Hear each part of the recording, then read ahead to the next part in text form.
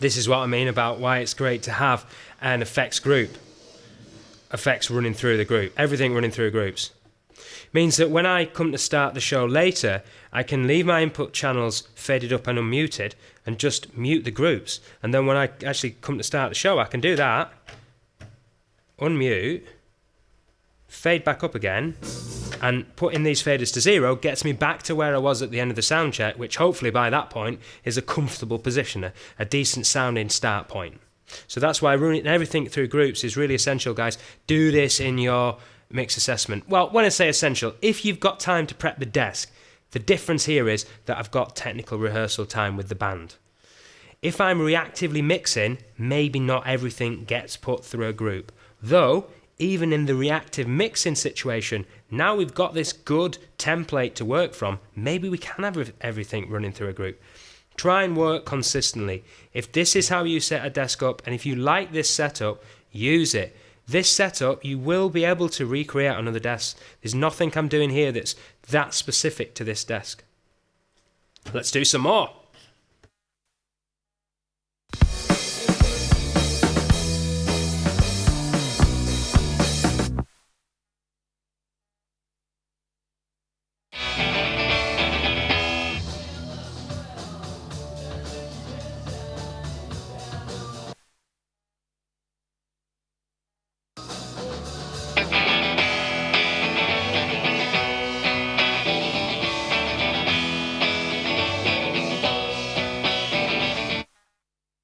First impressions, might be some tuning issues, but look, folks, we are here to enhance the sound of the band.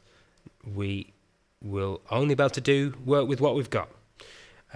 So the other thing is, it's really bright. Like, we need to get a different sound from tonality. In terms of tonality, where does the rhythm sit compared to the lead? So don't spend too long just listening to one guitar. Get both guitarists up on stage.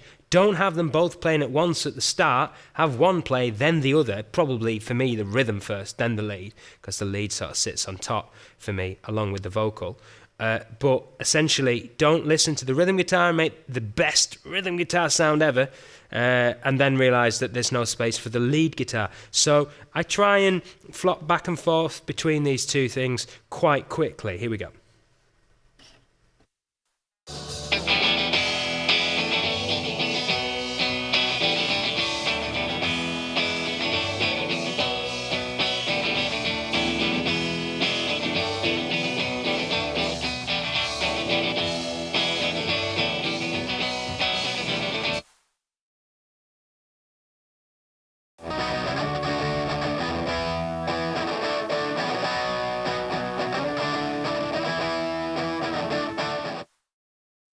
Yeah, so straight out the Pro Tools record, I'm much happier with the lead guitar sound than the rhythm.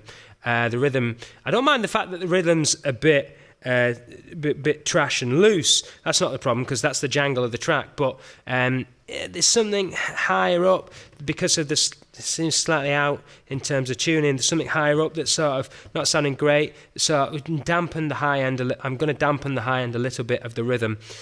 Now, though, I need to see this in context of the rest of the track. So you might be thinking, my goodness, this guy, he's not really got the best sounding, as in me.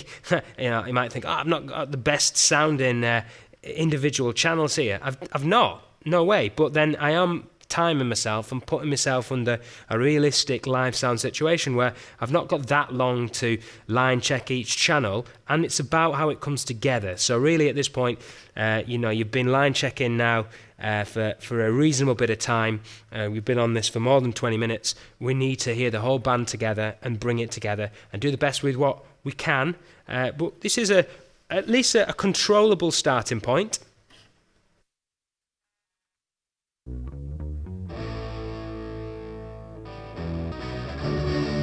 I would usually then do bass with guitars. The way I tend to line check is I go do an input, do the next input, and then compare the second input to the first input. And then leave those channels faded up, mute those channels, go on to the next channel, this third channel. Listen to the third channel, do what I want with that, then listen to the fourth channel on its own, then listen to 3 and 4 together, and then listen to 3 and 4 with 1. Then mute all these guys, leave them faded up. Go to the hi-hat, unmute the hi-hat, have a listen to that. Then unmute these channels and listen to these channels with the hi-hat. Then mute that and then go on to the next one. And then when I'm happy with that, maybe I listen to the next one because it's 2 toms. So see how those guys are working together. And then unmute everything else and listen to the whole thing. I try and work cumulatively. Also, you noticed going through this, just as a bit of a recap what we've done so far, I quite quickly after listening to the kick, I actually jumped right ahead to the bass and listened to the kick and the bass. Because those are 2 big players as the backbone of the track that are going to occupy some similar territory.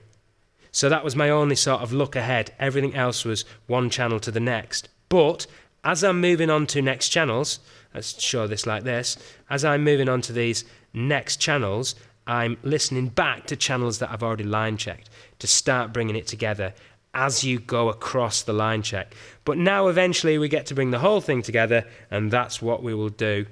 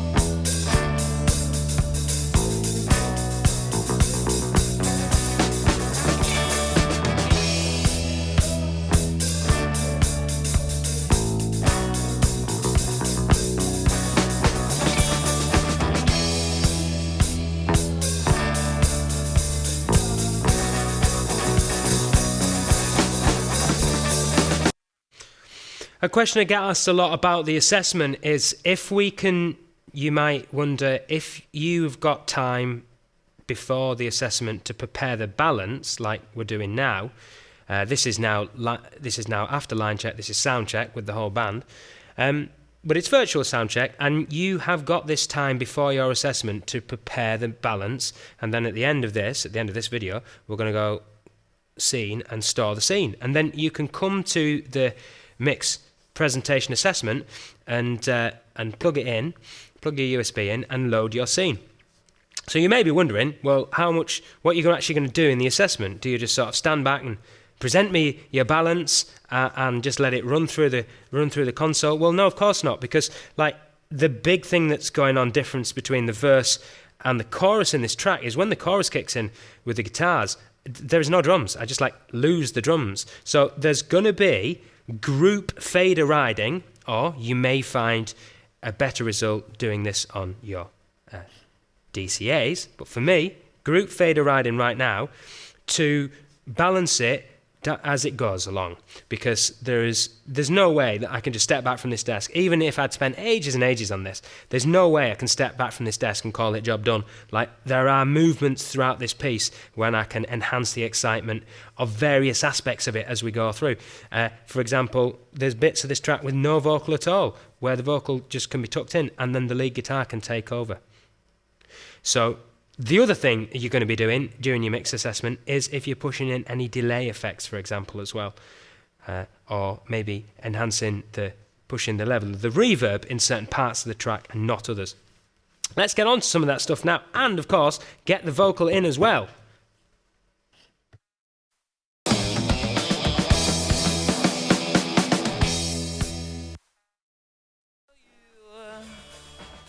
My scout show, I've been through the sun and snow. You say you're going nowhere and you're taking me with you. Right up and lost and come on, you must think of me from time to time. Is that just me, setting my mind free too far? I need to lock up this brain of mine, this brain of mine, this brain of mine, this brain of mine, yeah.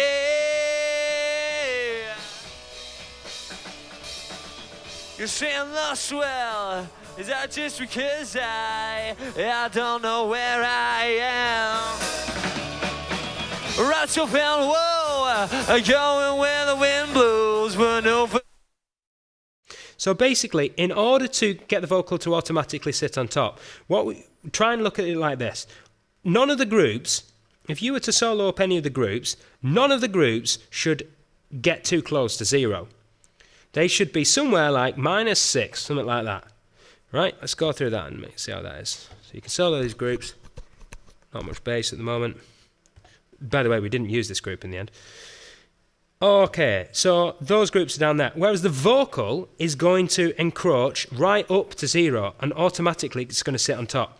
Now, how you can think about this is if the threshold, if you target in somewhere down here for the drums and for the bass and all the other bits of the band, if they're like down here at say this is like -10, something like that, then the thresholds on the group compression for those groups are going to be lower than the threshold on the vocal group, because what you're saying for the vocal is you can encroach right up and slightly above 0 before gain reduction happens. In this case, I'm going to set the threshold of the vocal group above 0, whereas you'll notice the threshold of all the other groups is below 0, which is to say that, apart from this one, but I'm going to, oh, it was already, yeah, there you go. This is to say that with other stuff from the band, no more shall pass by the time it approaches sort of -6, -3, whereas the vocal is allowed to get to 0 and go a little bit over 0, and this helps the vocal sit on top. So that's what I'm going to work on now. Actually, the level of the vocal was quite low at first, so I ended up gaining it up. Right, let's work on that.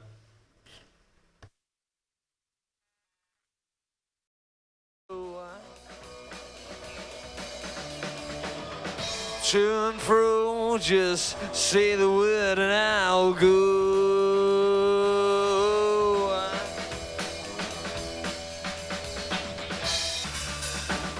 God only knows how much I have to go through to live this life without you. Well, my scars show I've been through the sun and snow. You say you're going nowhere and you're taking me with you. Right up and lost and come on, you must think of me from time to time. Is that just me, setting my mind free too far? I need to lock up this brain of mine, this brain of mine, this brain of mine. So straight away, it's not the balance that I want yet, but what you can't really argue with is the vocal is definitely sitting on top. And that's because we've put some structure in place that automatically is asking other parts of the band to turn down, but the vocal group is doing very little gain reduction. I'm doing gain reduction to level out, to correct the dynamics a bit of the input channel for the vocal, but on the vocal group, it's allowed to go loud. Here's the vocal group. There's not much gain reduction. I've got some safety up here, so it can't go super loud if he starts yelling into the mic even more. But automatically speaking, these channels are going to have more gain reduction going on, this less. One way to look at that would be to go to the meters page. Then you can see the gain reduction across the top here, those little lines going down in red. You'll notice there's gain reduction across these inputs. If we go to the groups, that's a better way of showing this. So we've got some gain reduction, quite a lot of gain reduction on the shells, a bit on the bass, but main thing is not on the vocals. I don't think anything's actually playing right now, by the way. Oh, there is. Is there any vocal running at the moment? Yeah, there is. So that's something I will look at in your mix. These points I'm making now are largely technical points. They don't necessarily, doing this doesn't necessarily mean it's going to sound great. But as a thing to aim for first, do this stuff and it will probably improve your mixes. There's this other thing as well, which is if it sounds good, there's nothing more to say. It sounds good. It doesn't matter whether you technically did it correct or not. If it sounds good, it sounds good. And some days it's fine. You can just make it sound good. It doesn't matter what you do. Those are the great days. But then there's lots of other days where you're not really sure why it doesn't sound how you want it. And at that point, make sure you've done all these technical things that I'm suggesting, and maybe you haven't done something on the list of things I'm suggesting, and maybe that will be the thing that brings it back in under control a bit. Now, the vocal sounds very thin, just straight from the input. I don't know what the mic situation was, but it does sound really thin. So I'm going to thicken it out with a short delay. I'm going to actually show you an auxiliary send to do this. So there's a bit of setup. So I've got two auxiliaries available. If I press mix 1, this is auxiliary 1. And I'm going to fade it up a bit from this. It's going to be a send from this vocal channel. Here's what I'm going to do. I'm go to the effect engines. Now the first four effects are fed by, engines are fed by these effect sends here. So I'm going to keep that as it is, but I'm going to use this extra effects engine. I'm going to press library and I'm going to load up a short delay. So what should we do? Actually, what do I like from this list? ADT down.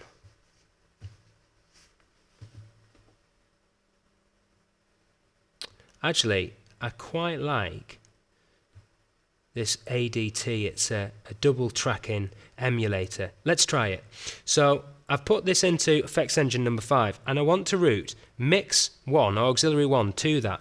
So you go to the back panel and then on the back panel you go, this wants to be a mix return setup. Send return. There's a separate video to explain that better. Auxiliary 1.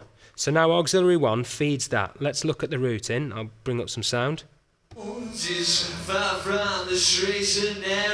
it's getting signal. It's going back to effects return 5. Automatically, these effects go back to an effects return. So if we go to our effects returns, well, these are the effects returns, but there's only 4 of them by default because when we reset the desk, it only puts 4 on the desk. So I'm going to have to get the other effects returns on the desk.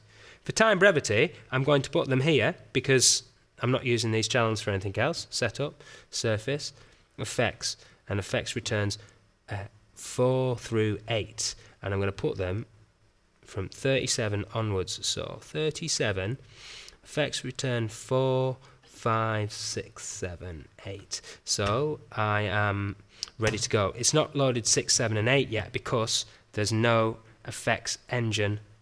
The effects engine isn't in use. Look, I've only used these first 5, 6, 7, and 8. Are not loaded yet. Maybe I don't need them. Not a great deal that I'm going to do to do something new with this track. It's a representation of the band on stage. Whatever I get, I'm going to, within what time is allowed, enhance it best I can, boom, but then it is the band on stage. With a lot of these bands like this, they're supposed to sound live, like they do live. So effect return 5 needs to be faded up, so that's faded up, and it needs to go to, can you remember where? Oh, actually, I don't want effect return 4 there, do I? I want it to be 5, 6, 7, 8. So I'm going to redo that. So it's going to be 5, 6, 7, 8. That's how I want it. Okay, can you remember where this needs to go? Not to the main left and right. According to my group structure, it goes to this effects group. There we go. Okay, can we hear it?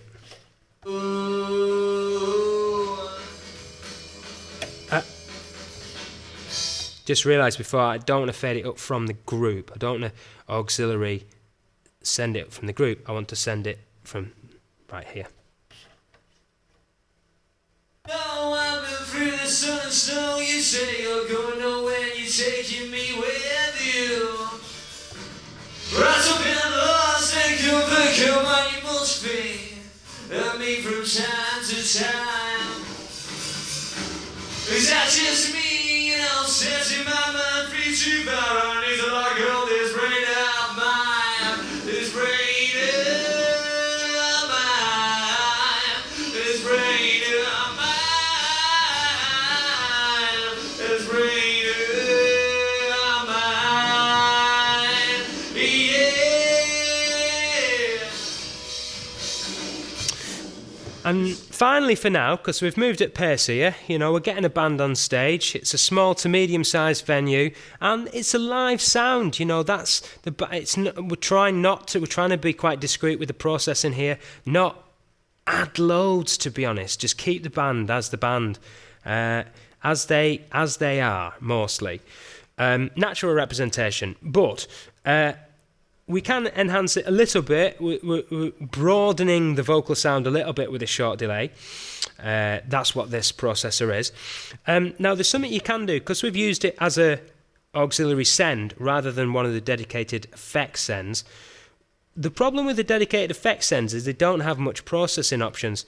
If you use a dedicated auxiliary, then you could have the dry vocal duck the signal go into the effect when he's singing, and then when he stops singing, that level just breathes up a little bit, which means that you won't get a washout of effect.